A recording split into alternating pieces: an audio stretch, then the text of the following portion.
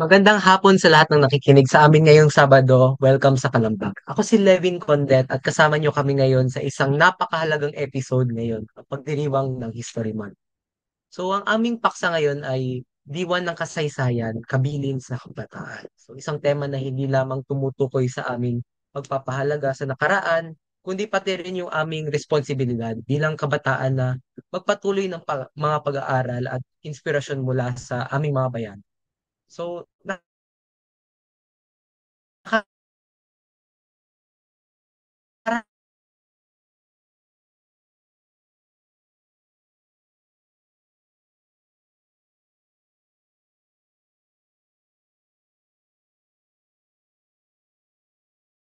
so,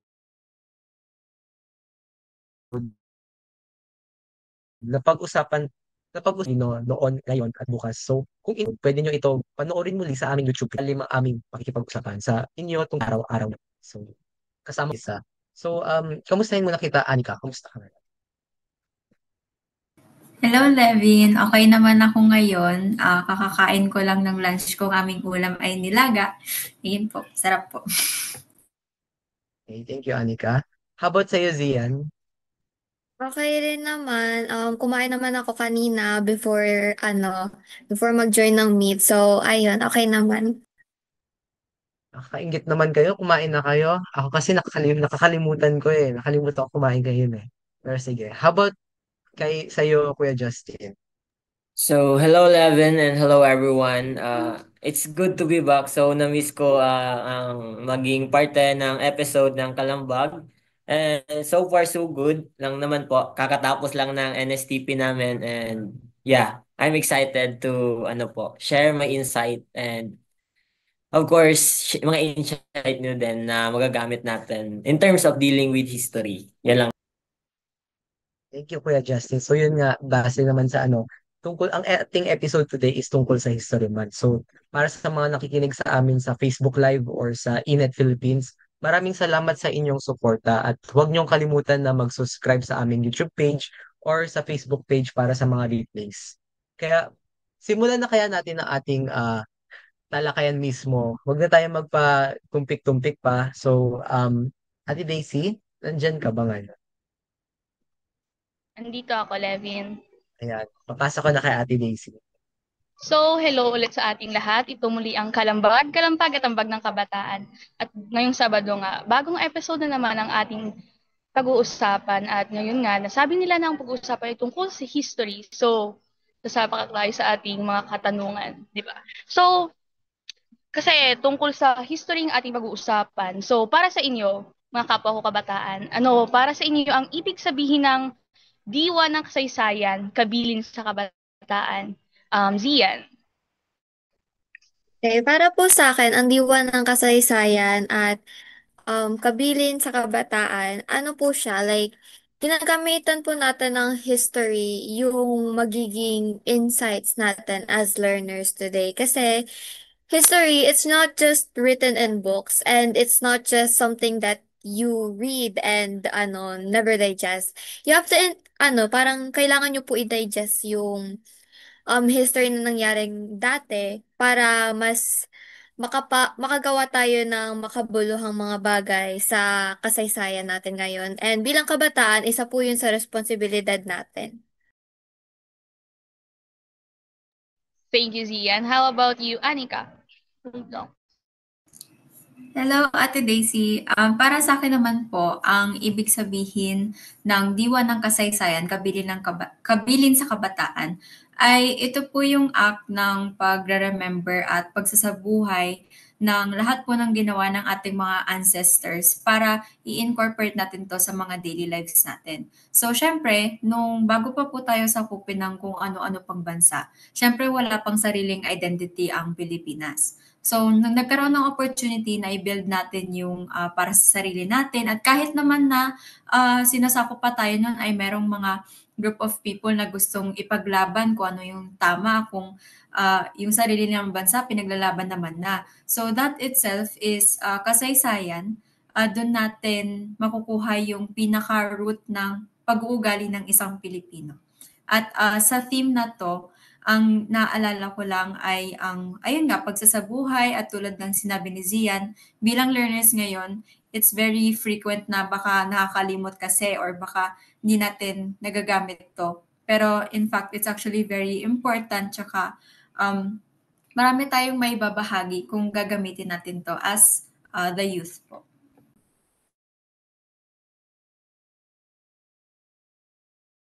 Thank you sa sinabi mo, Anika. How about you, Levin? Okay, so para sa akin, yung tema ng ating episode today ay tungkol sa pag-unawa na tayo ang kabataan sa Pilipinas ngayon. So, tayo yung tagapagmana ng mga pangarap, mga sakripisyo, mga aral sa ating mga ninuno. So, yung parang diwa, yung essence, kumbaga ito yung parang soul ng kasaysayan na dapat natin dadin. Hindi siya nakatayo lang sa mga museum or nakasulat lang sa ating mga libro, mga aralin. Kailangan natin siya isama sa ating mga desisyon, sa ating mga pangarap para sa bansa at para sa paraan natin ng pamumuhay. Bilang estudyante kasi, parang na-realize ko rin na hindi ako basta narito lang. Parang may purpose rin ako, may continuation yung story ko na nasimulan na ng mga bayani natin noong nakaraan. So, parang kung nilagay natin sa sa laro, parang relay race, ako na yung may hawak ng baton, tapos kailangan ko na itakbo ng kailangan ko na ayusin yung takbo ko para sa susunod na generasyon. So, parang ganun. Tama, Levin. Para siyang, kumbaga para din sa akin, para siyang apoy, hindi dapat namamatay or mamamatay. At kailangan natin itong alagaan, palakasin, at ipasa para hindi na ulit yung mga pagkakamali ng nakaraan. At manatiling buhay yung ating mga aral at sakripisyong iniwan ng ating mga bayani. So, para naman sa'yo, Justin, ano ito? So, para sa akin, ang ibig sabihin ng diwa ng kasaysayan, kabilin sa kabataan ay ang pagpapasa ng mga aral, sakripisyo at karanasan ng ating mga ninuno tungo sa mga kabataan ngayon. Ang diwa ng kasaysayan ay hindi lang sa petsa at pangalan, kundi ang kwento ng ating mga pagkakakilanlan bilang Pilipino. Ito rin ay pamana o kabilin na dapat pangalagaan at ipagpatuloy ng kabataan upang hindi tayo mabaon sa limot ng pinagmulan. Yan lang, Daisy. Thank you, mga kapwa-kabataan. So, para naman sa akin, yung ang diwa ng kasaysayan, kabilin sa kabataan, oo nga, kagaya ng sinabi niyo. Ito ay isang paalala na yung ating kasaysayan at hindi lang natatapos, kagaya ng sinabi ni Zia, na hindi lang natatapos sa pahina ng libro. Like, sinabi mo rin, Justin, na ang diwa nito ay nanatili at ipinapasa sa atin na mga kabataan bilang pamanangan ika nila.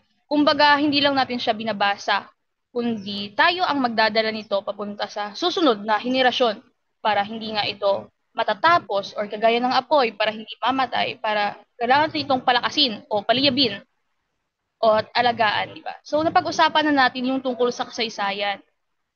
So, para sa inyo, bakit kaya kailangan nating mahalagang gunitain or celebrate or pag-usapan ang tungkol sa ating kasaysayan, lalo na sa ating, para sa ating mga kabataan ngayon? Bakit kaya ito mahalaga or bakit nga ba ito mahalaga? So, Anika. Thank you po, Ate Daisy. Para sa akin po, meron po kasi akong napanood na balita, I think a week ago lang po yun, na meron pong nalabas na study na malaking percentage po ng kabataan ngayon ay hindi po marunong magsalita sa kanilang native language o Filipino. So, hirap na hirap ang mga tito-tita nila na makipag-away sa mga bata kasi kailangan Englishin pa sila. So, syempre, hindi na naman to about sa wika or sa komunikasyon.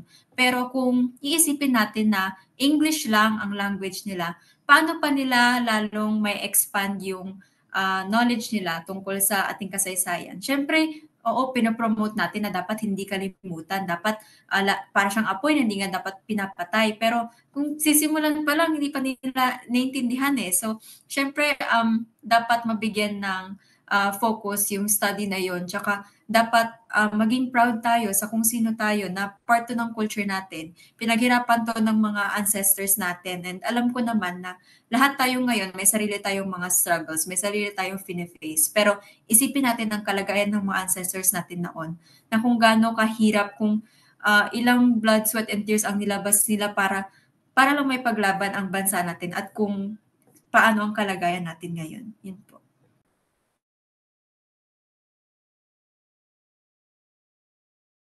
So thank you Anika.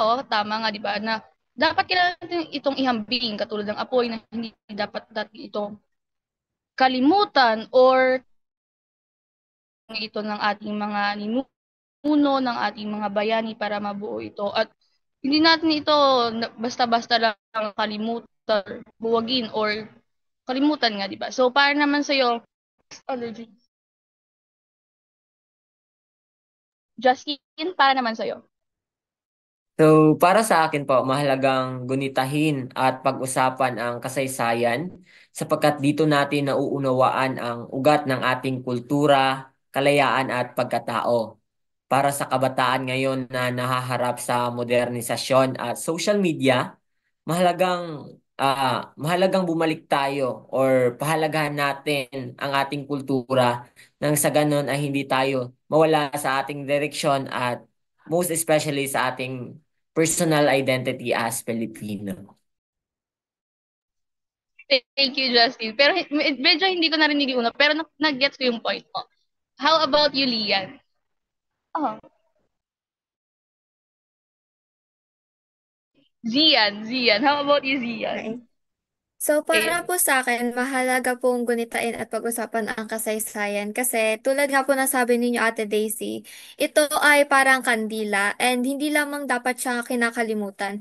Besides sa hindi dapat siya kinakalimutan, ito yung parang kandila na nagbibigay daan sa mas maayos na or parang kaunlaran ng ating bansa. Kasi yung mga lessons na binigay or iniwan ng ating mga bayani ng nakaraan, ay pwede pa rin nating i-apply dito sa modern world.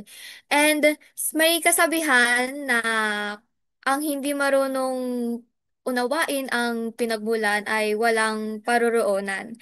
So naniniwala po ako dun kasi if hindi po natin iintindihin yung naging nakaraan natin, paano pa po tayo mag-move forward for the betterment of our country? So ayun po, as kabataan, isa po siya sa I mean, sinabi nga po ni Jose Rizal na ang kabataan ay ang pag-asa ng bayan. So, paano po tayo magiging pag-asa ng bayan if yung mga tinuro po sa atin ng bayani natin dati is makakalimutan natin. So, ayun lang.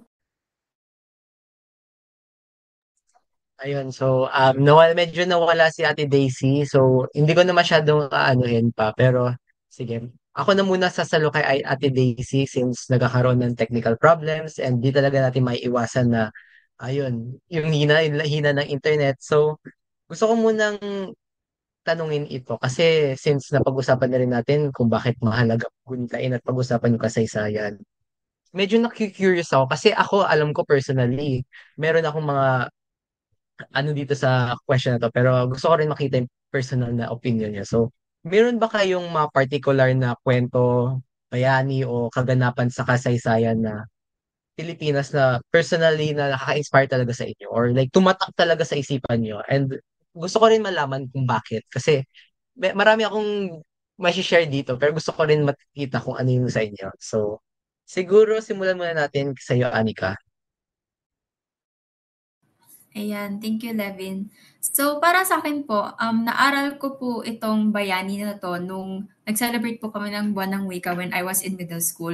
So, considering na middle school pa to pinag-usapan tapos very tumatak talaga to sa isip ko, ay sobrang na-inspire talaga ako sa kanya. So, dito po, siya po ay si Gabriela Silang. So, nung time po ng revolution dito sa Pilipinas, ay kahit na very alanganin yung posisyon ng mga women na magsalita para sa sarili nila ay pinush niya pa rin na magpakita ng leadership at bravery sa mga kapwa niya Pilipino.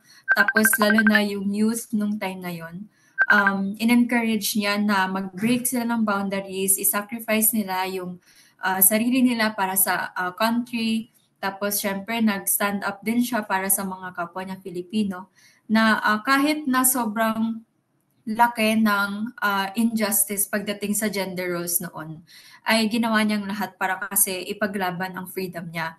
And ito yung pinakasalamin ng kung bakit ganun ka-importante yung pinag-uusapan ngayon ng ating kasaysayan. So, syempre, kung ang kabataan noon ay na-influence niya, naging malaking take yun down the road na ang mga bata, ay nakita ko to, lumaban siya para sa sarili niya kahit na babae siya kasi noon nga syempre dinidiscriminate pa sila. They didn't even have the right to vote. They didn't have the right to speak. Mag-aral, lahat wala. So nakita ko yung courage niya, nakita ko yung fight niya para lang sa Pilipinas, ginawa niya lahat yon. And it's very different. Nag-step out siya from her comfort zone and that's one of the things na hindi kasi ginagawa ng karamihan. Karamihan nagsistay silent lang, makinig na lang tayo, ganyan. Pero yung ginawa niyang brave na move ay ang pinaka nag-inspire po sa akin. Ayan, so thank you, Anika. Yun nga, si Gabriela Silang, karamihan siya bilang asawa ni Diego Silang. Pero malaki talaga yung naiambag sa ating history, di lang para sa kababaihan, pati rin sa independence ng Ilocos sa panahon. So, moving on naman tayo. How about sa'yo, Zian? Okay, para sa akin, syempre si ano, yung isa sa bayani na hinahangaan ko is si Jose Rizal. Kasi as we all know sa history, ano nung mga sinasako pa tayo ng mga Espanyol, nagsulat siya ng libro about sa mga kaganapan and una, syempre, hindi napasa yung libro niya sa under dun sa Spanish And so sinulat niya in a different way. In a way na parang kailangan mo talagang intindihin kasi if binasa mo lang siya, you would think na oh, parang isa lang naman tong story ganon. Pero if you're parang pag tinignan mo talaga thoroughly, makikita mo na it's not just about a story but it's something that tells us kung ano yung paghihirap ng mga Pilipino noong sinakop tayo ng Espanyol. Nung nung junior high school ako, parang nahihirapan talaga ako na parang intindihin yung mga sinulat ni Jose Rizal kasi sobrang deep talaga niya. Like, you need to put all your understanding and your time para lang ma-decipher mo yung message na gustong iparating ni Jose Rizal. And the way na we discuss this in junior high school is a very good thing kasi nalalaman natin yung mga bagay mula sa kasaysayan and ma-apply din natin yung knowledge na sinulat ni Jose Rizal dun sa mga libro niya sa future generations or like para sa ikabubuti ng ating bansa.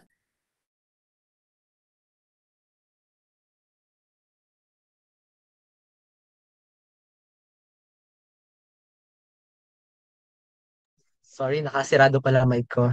Yan. Thank you, Zian. So, ayun.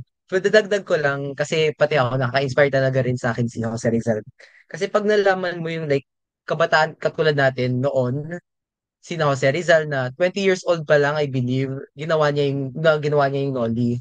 Naging, parang, paano kaya naging achievable yung mga yun? So, yung isipin mo lang, para sa kanila, nagawa nila, paano pa kaya tayo? So, marirealize mo lang talaga na age is just a number when it comes to making a difference talaga. And another story rin talaga na laging nagsistick sa akin is yung kabataang kabayan during martial law.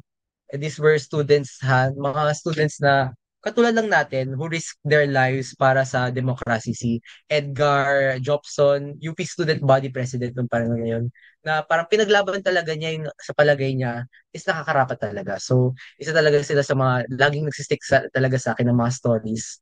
So, thank you, Zian. So, how about sa'yo, Kuya Justin? So, ang particular na kwento na nakaka-inspire sa akin ay ang sakripisyo ni Andres Bonifacio. Siya ay hindi nagmula sa mayamang pamilya, ngunit pinatunayan niya na ang tunay na pagmamahal sa bayan ay hindi nasusukat sa estado ng buhay, kundi sa tapang at malasakit. Nagsilbing paalala ito na kahit simpleng tao ay may kakayahang magdulot ng malaking pagbabago. Yan lang. Yan. Thank you, Kuya Justin. So, nakita ko na yung mga insights mo. Ang gaganda rin ng mga insights nyo. ako rin personally,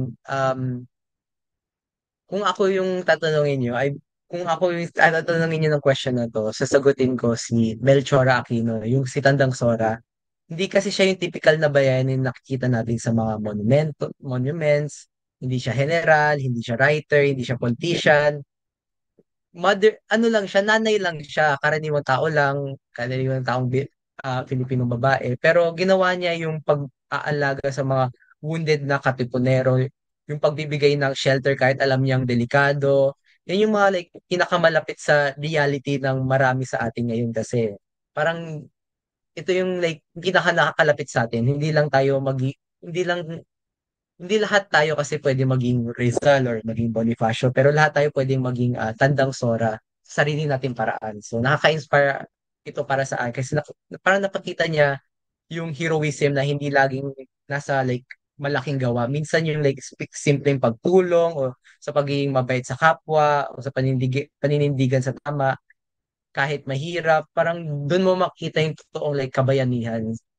So, yun lang, gusto ko lang i-share. Gusto ko rin lang makita yung insights nyo. Pero, move on naman tayo. Kasi, di ba, napag-usapan na natin yung, um, natanong ko na sa inyo kung ano yung mga particular na kwento or bayani na tumatatak talaga sa inyo, nakaka-inspire sa iyo. So, gusto ko naman tanungin sa inyo ngayon, ano ang mga aral mula sa nakaraan na sa tingin mo ay dapat panghawakan ng kabataan ngayon? So, like, ano ang mga timeless lessons mula sa nakaraan na feeling mo applicable pa rin hanggang ngayon?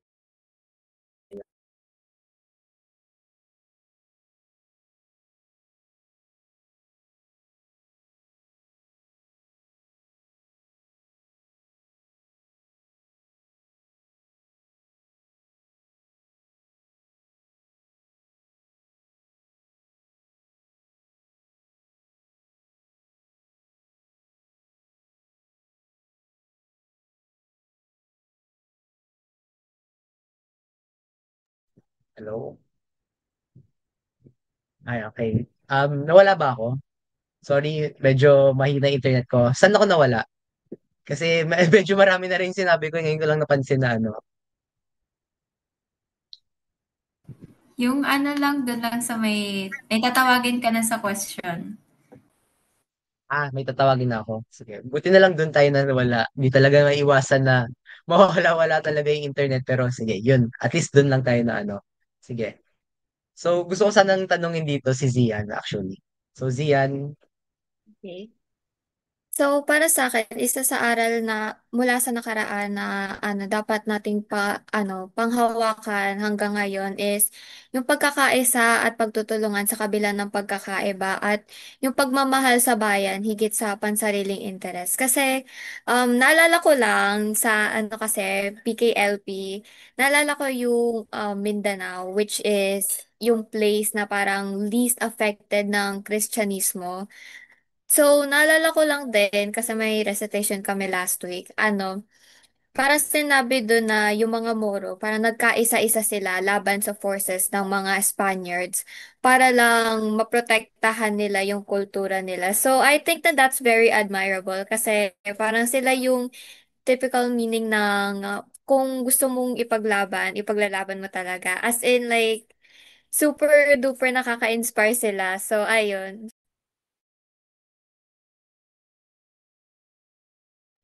ayan, thank you, Zian. So, how about sa'yo, Anika? Para sa akin, nagustuhan ko yung sagot ni Zian kasi siyempre na-throwback din ako sa lesson namin na yun tungkol sa mga Moro. Na 'di ba sila lang yung hindi nasakop ng mga Kastila nung time na yun. Ayun, very strong yung forces nila dahil sa pagtutulungan. Pero kung para sa akin naman, yung pinakamahalagang aral na I think magandang i-keep nila ay yung resiliency ng mga Filipino. So, kita naman natin na ngayong taon, ilang typhoon yung tumama sa country natin, ilang floods yung dumaan. Pero kahit pa kung gano'ng kalala yun, laging nagagawa ng mga Filipino na tumayo ulit, bumangon, magtrabaho, magsumikap, ganyan. Lahat nagawa pa rin nila, parang patuloy pa rin yung daloy ng life nila kahit na kung gaano pa kaming struggles or hardships yung ibabato sa kanila. Siyempre, kahit na malalim po yung faith natin sa sa Panginoon, hindi natin may iwasan na nababatuhan pa rin tayo ng mga problema at mga challenges na karaniwan dapat talaga nating napagdadaanan. Kasi paano tayo mag-grow, paano tayo matututo, di ba? Pero ako, bilang someone naman na very thankful to say na during all the floods and the typhoons this year, hindi naman na-affect kahit sino sa family namin. Na syempre, this is something to be grateful for. This is something to cherish. Kaya ginagamit ko yung kaalaman ko at yung dahil na safe ako ngayon, yung makibahagi at tumulong sa mga nasalanta. And syempre, bilang mga kabataan, hindi ko lang gustong ituro sa inyo yung resiliency ng mga Pilipino. Kasi kung hahayaan lang natin ang mga sarili natin na matumba na lang palagi at wala nang magiging difference, ay hindi rin naman healthy yon na parati na lang tayong mag-work against yung bad forces tuwing may masamang nangyayari lang. So, matuto rin kayo na ipaglaban ang sarili ninyo pag alam nyo na hindi tama. At malaking issue yan ngayon dahil sa flood control at kung ano-ano pang nangyari sa Pilipinas. Pero isa tong call to action sa mga kabataan na ipaglaban kung ano ang tama. Ayun. Thank you, Anika. So yun, resilient, base sa sinabi mo, ay nakuha ko lang is resiliency and the power of like collective action. So yung resiliency na tayong bansa, dumaan na tayo sa colonization, war, natural disasters, pero nandito pa rin tayo. And I believe that's the Filipino spirit of kaya natin to. That's something na we should carry talaga. And yung power ng collective action from from the revolution of 1896 hanggang sa EDSA People's Power, nakita natin na when people unite talaga for a common cause, pwede nang mangyari ang impossible. So, thank you, Anika, sa mga sagot mo. Very nice. I really liked it. How about sa'yo naman, Kuya Justin? So, mga aral na mula sa nakaraan na dapat hawakan ng mga kabataan ngayon ay ang pagkakaisa, tapang sa pagtanggol ng tama at malasakit sa bayan higit sa sarili. Noon, ipinaglaban ang kalayaan mula sa mananakop. Ngayon naman, dapat ipaglaban natin ang katotohanan, katarungan at pagkakaisa laban sa maling impormasyon at pagkakawatak-watak. Ayun. Thank you, Kuya Justin. So, yun. Natanong ko na rin kung sa ano yung sa palagay nyo, mga dapat na gawing alalahanin ng mga kabataan ngayon, mga applicable pa rin hanggang ngayon ng mga turo ng nakaraan. Pero ngayon, kung yun yung ano natin, ano yung papel ng kabataan sa pagpapanatili ng pagpapahalaga sa ating kasaysayan at sa ating kultura? Yung napag-usapan naman natin yung mga aral na dapat alalahanin ng mga kabataan. Ano sa palagay niyo yung role ng kabataan para ipanatili yung pagpapalaganap ng kasaysayan at yung kultura ng ating bansa? So, gusto ko muna tanungin si Kuya Justin.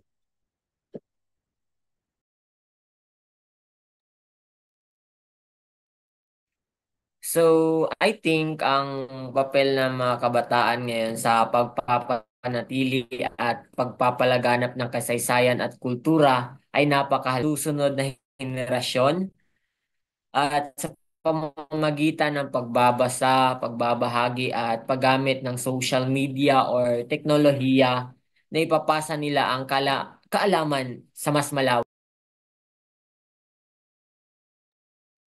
Thank you, Kuya Justin. Medyo naglalag ako, pero sige, laban lang tayo. How about sa'yo, Zian?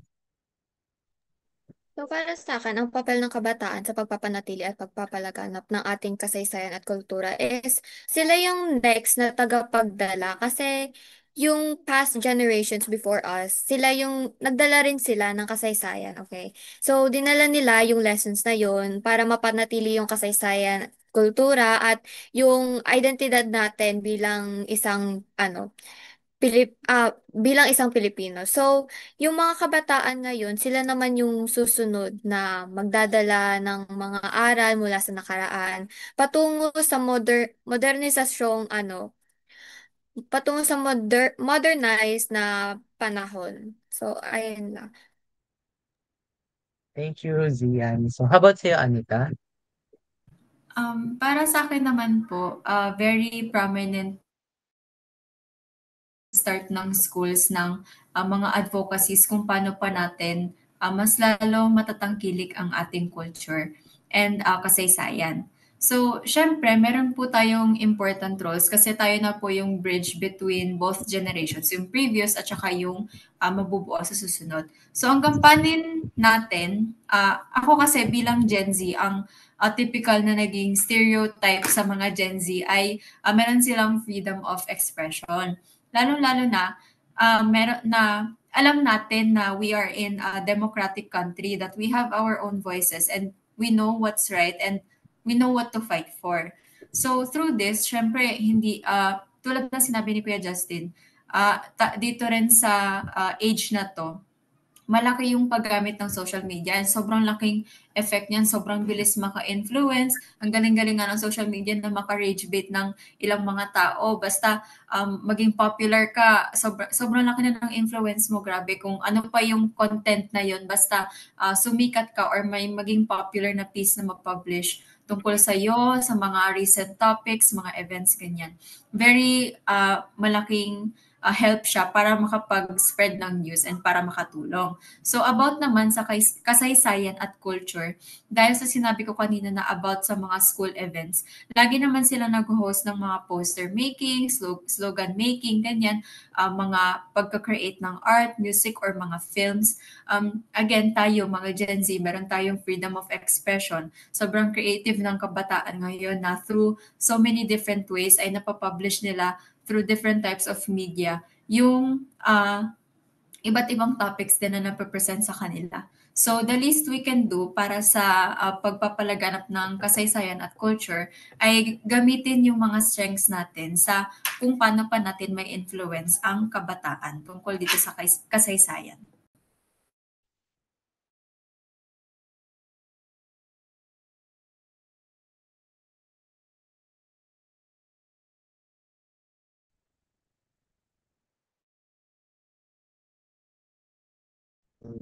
Medyo naglag talaga ako.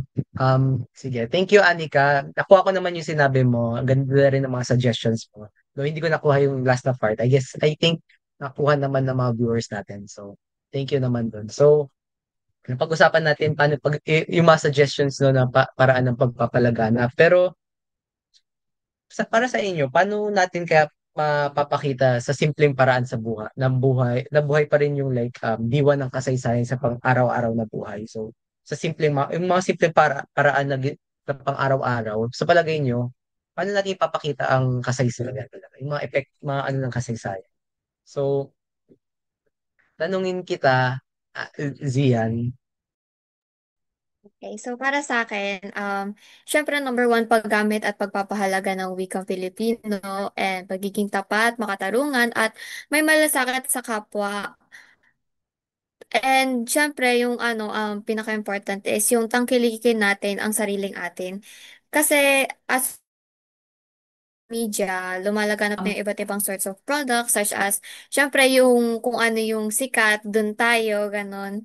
So, yung nawawalan na yung parang hilig natin para sa mga produkto na ginagawa ng ating bansa. So, rin kasi parang minsan yung mga kabataan, sila pa ang mas gusto pa nila is yung mga kori-koriyan na pagkain kaysa sa pinakbet, kaldereta, etc. So, parang nawawala na yung pagiging Filipino mo kasi pag sinasabi nga nila, pag Filipino ka, bakain ka ng adobo, ganun. So, ayun.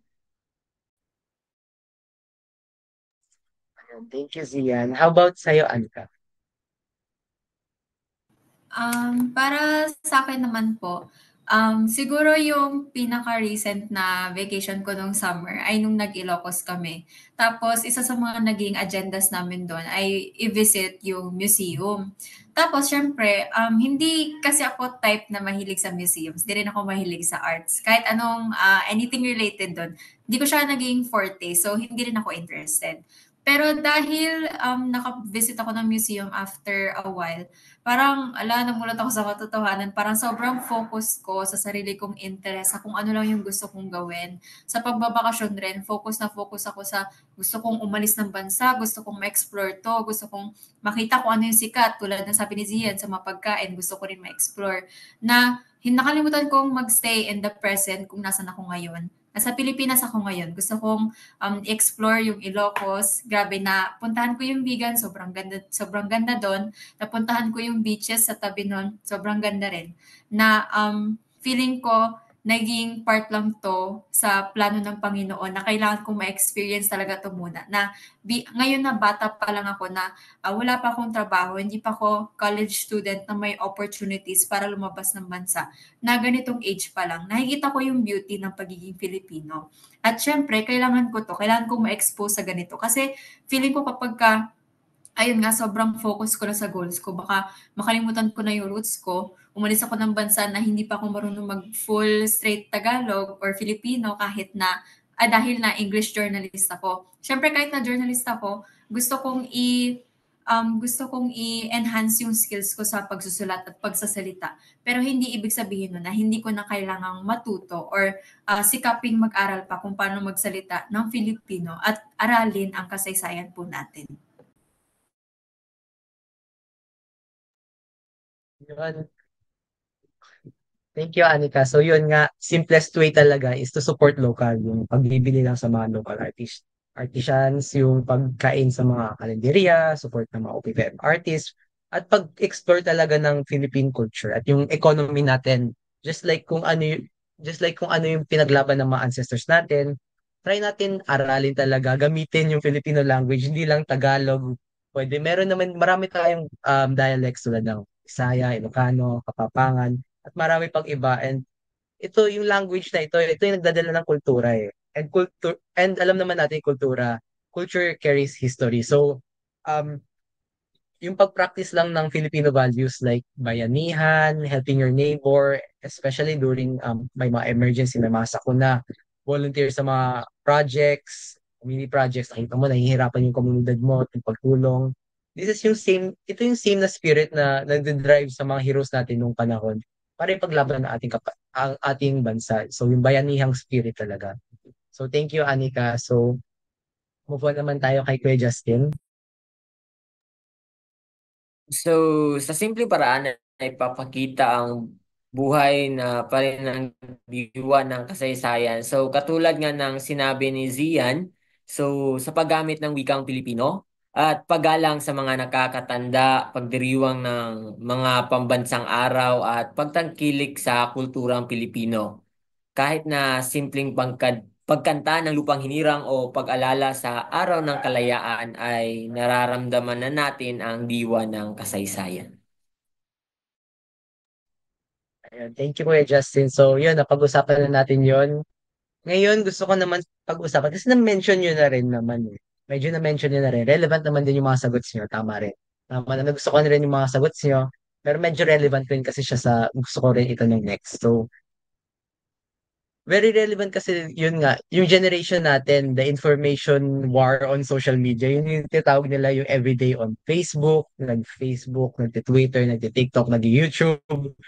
Nakita natin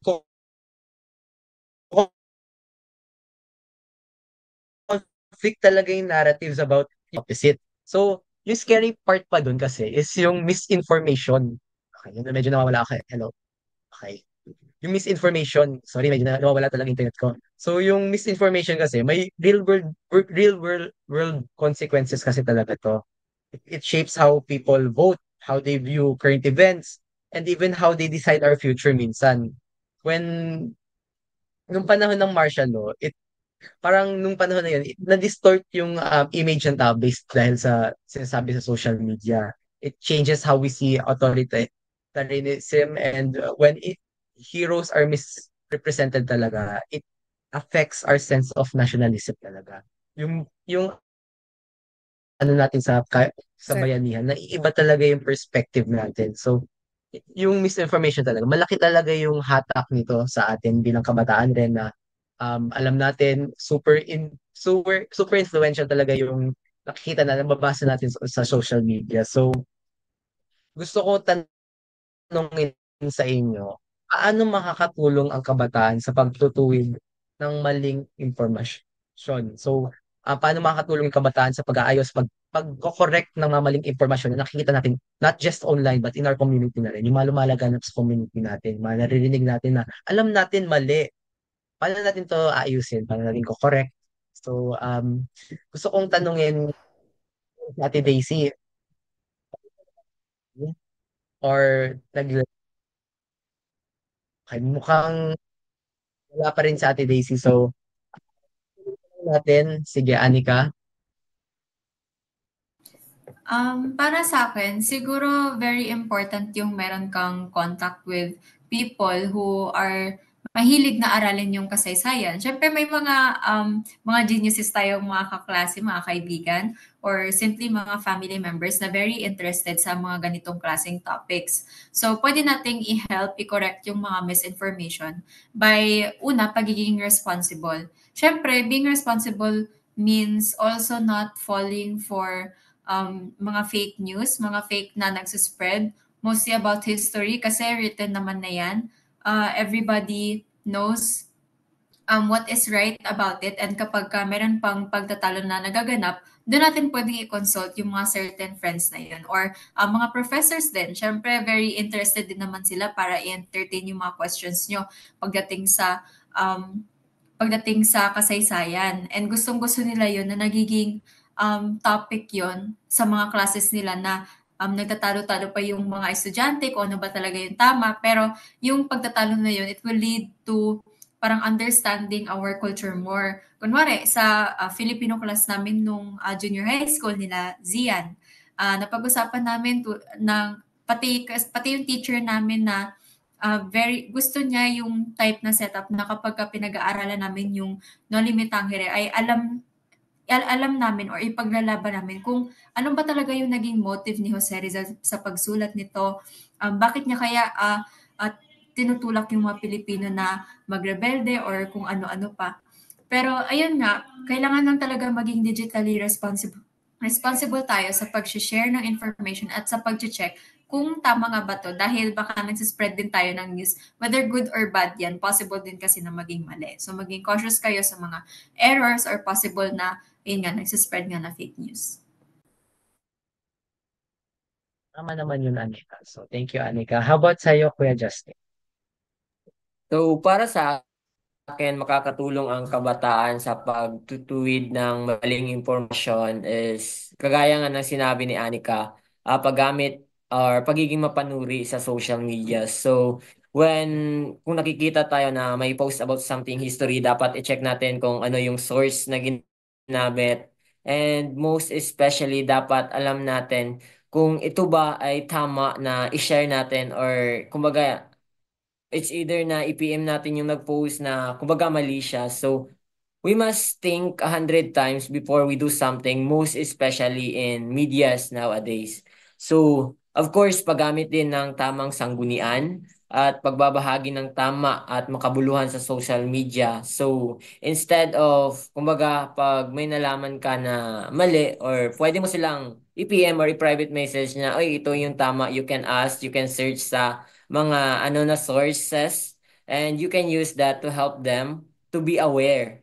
And most especially sa panahon ngayon, sila ay ang mga online students or mga people online is may mga pinakamalakas na bosses online. So, kaya malaki ang ambag nila laban sa fake news. So, dapat natin silang, kumbaga, dapat tayo maging responsible and most especially maging role model if may mga tama or may mga maling impormasyon. So, since may alam din naman tayo about history, then why not help others? Thank you, Kuya Justin. So, Ate Daisy, nandito ka na ba? So, nasundan mo ba, Ate Daisy, yung tanong? Sige. Gusto ko sana kitang tanong.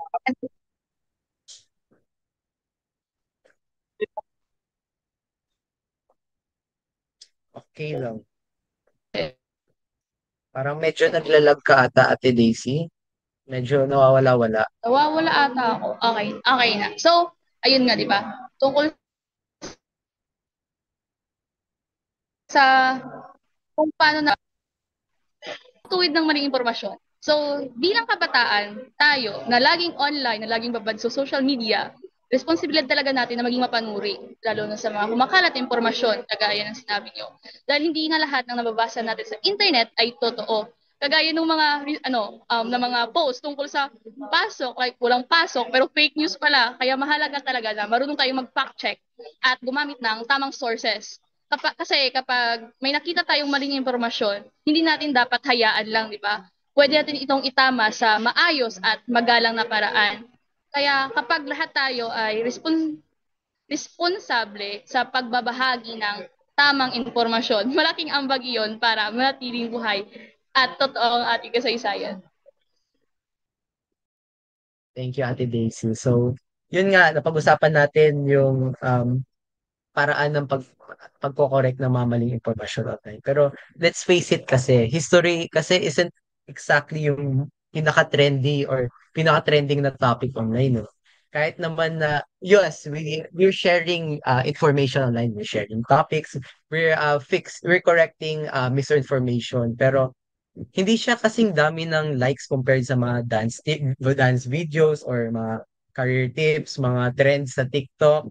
Pero every time kasi may parang nami-meet akong young person na na-inspire dahil sa mga stories, or may mga comments na nagsasabi na babago ang perspective nila sa Filipino dahil sa mga natutunan nila online, sa mga educational videos online tulad ng mga videos tungkol na I'm not sure if napapanood nyo to, pero meron kasi mga videos sa YouTube, ini-explain nila yung perspective nila about history, in-explain nila yung mga deep meanings about mga kaganapan ng history, mga historical events. And after months of researching rin kasi mahilig rin akong manood, mahilig ako mag-research about histories, about our history, not just here in the Philippines, but also abroad. Nag-reflect ako and napagtanto ko na we're living in a critical moment for the Filipino identity. On one hand kasi, we have more opportunities than any generation before us. Educated tayo, globally connected tayo, and we can work, study, or even build businesses anywhere. Pero on the other hand kasi, mas disconnected na tayo from from our roots. Marami sa atin ang um, mas marami tayong like fina-follow na foreign content kaysa sa local, mas fluent tayo sa English kaysa sa sarili nating wika, and mas kilala pa natin ng global icons kaysa sa sarili nating mga bayan. So, yung gusto ko kasing tanungin sa inyo or i-share nyo sana sa um, mga manonood nating kabataan ngayon is kung may mensahe man kayo para sa kapwa kabataan tungkol sa kasaysayan, and if may share kayong insight nyo about ah, sa kasaysayan natin, paano natin papahalagahan, paano natin isusuporta ito. So, gusto ko munang tanungin si Kuya Justin. So, kung may mensahe man ako sa kasaysayan, is dapat huwag nating kalimutan ng ating pinagmulan, ang kasaysayan na hindi lamang sa nakaraan, kundi ilaw na gumagabay sa atin sa kinabukasan. Sa ating mga kamay nakasalalay kung papaano natin ipagpapatuloy at ipapamana ang diwa ng ating lahi.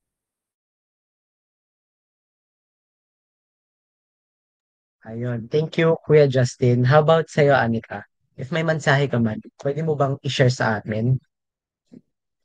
Yes, of course po. So, tulad po ng sinabi ko kanina, na yung history dapat tong mag-serve na inspiration kung paano tayo gumagawa ng mga desisyon sa age natin ngayon. So, simply put, sa sinabi natin kanina na maging responsible digitally dahil sobrang laking power ng social media ngayon. Ang bilis-bilis kumalat ng information at dapat bilang kabataan ay maging responsible tayo lalo na sa kung anong mai-share natin tungkol sa kasaysayan.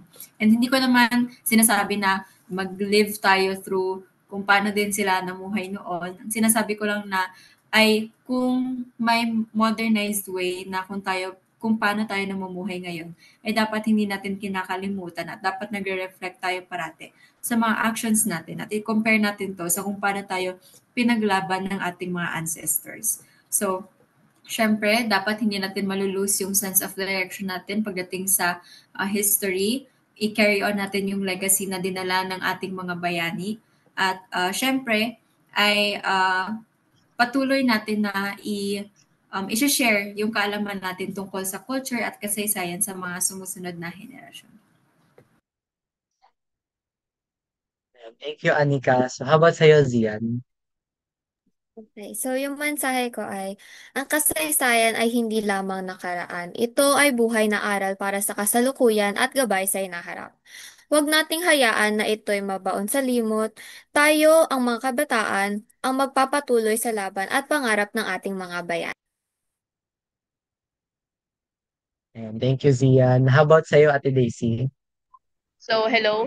So, para sa akin, kung may sasabihin man ako sa kapwa ko mga kabataan, ito ay ang kasaysayan at hindi, wag nating isipin ang kasaysayan na boring o luma ang kasaysayan natin. Ang kasaysayan ay kwento ng totoong tao, mga kabataang natin noon na nangarap, lumaban, at nagsakripisyo. Ang kasaysayan ay hindi lang nakaraan, kundi gabay para sa kasalukuyan at para sa mas magandang kinabukasan. At ngayon, ang susulat ng susunod na pahinag. Ayan, thank you, Ate Daisy. So, ako naman, kung may mensahe man ako sa mga kapwa ko kabataan, alam ko minsan kasi, ah, though ako rin, nakakapagod minsan maging Filipino. Pagod rin ako minsan, hindi ko kayang intindihin ng Filipino. Minsan nahilito ako, hindi ko alam yung ibang words. So, nakita natin, and hindi lang naman yun eh. Nakita rin natin yung corruption, yung poverty, yung mga problema ng bansa natin. At naisip natin minsan na, worth it pa ba ito? Worth it pa bang ipaglaban ito? Pero gusto ko lang sabihin na alalahanin niyo lang to. Lahat ng mga magagaling na bansa, mga great nations, lahat sila may pinagdaan ng struggles. Yung Amerika, nagkaroon sila ng civil war. Japan, yung reconstruction. Singapore, nagka-problema sila sa independence, may mga challenges. So, hindi sila naging tanyag dahil wala silang problema, dahil hindi dahil sa absence ng problems, pero naging tanyag sila kasi sa perseverance ng mga tao. So, tayo, we carry the blood of warriors, innovators, artists, leaders, si Lapu-Lapu who fought against foreign invaders, si Maria Clara, si Maria Clara de Castro who fought for women rights, si Carlos P. Romulos na tumulong i-establish ang United Nations, si Lea Salonga na alam ko kilala nyo pero tanyag siya hindi lang dito sa bansa pero kundi sa Broadway sa overseas o sa abroad. So, di man natin kailangan maging hero overnight pag tayo magsimula. We can just start small naman. Pwede naman tayo maging proud of isa tayong Pilipino. Pwede natin aralin ang ating kasaysayan, pwede natin correcting misinformation online or in our community, pwede tayo mag-support local, vote wisely, volunteer sa komunidad natin, and yung mga bagay na yun kasi magagawa natin yun kasi yung generation natin may something unique kasi sa generation natin eh. May technology tayo, global connectivity, yung meron tayong progressive mindset kumbaga na to use these tools para lang sa ating bayan. Meron tayong kakayahan na gamitin ng mga tools na to para sa ating bayan. So, hindi naman natin kailangan na maging perfect. Siyempre, wala man perfect. Pero kailangan natin maging authentic. Kailangan natin maging passionate. Kailangan natin maging hopeful. So, yung kasaysayan kasi natin, it's not just about the past, pero it's about knowing how to shape the past for our present and our future. So, yun ang gusto kong ma-share. Sana may naintindihan kayo. Sana naman naging makabuluhan ang ating talakayan ngayon. Pero since patapos na rin naman tayo, gusto ko nang i-share, i-pass na yung mic kay Zia na, na mag-synthesize or mag-summary lang ng ating napag-usapan for this episode. So, Zian? Okay, so napag-usapan natin ang kahalagahan ng kasaysayan sa ating hinaharap. And natalakay din natin kung ano nga ba ang papel ng mga kabataan sa pagpapalaganap at pagtangkilik ng ating kasaysayan. So, ayun lamang. Ngayon ay tatawagin ko na si Ate Anika para sa announcements.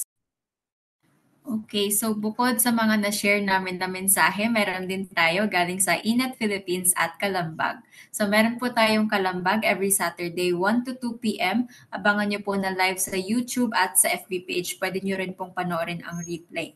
Tapos sa Inclunation, Envisioning an Inclusive Society or Inclusion, now na, every Wednesday from 3 to 4 p.m. Meron din pong Senior City, Adult Learning and Education with a focus on the framework of lifelong learning every Saturday 7 to 8 p.m. So meron pa po mamaya, abangan nyo po.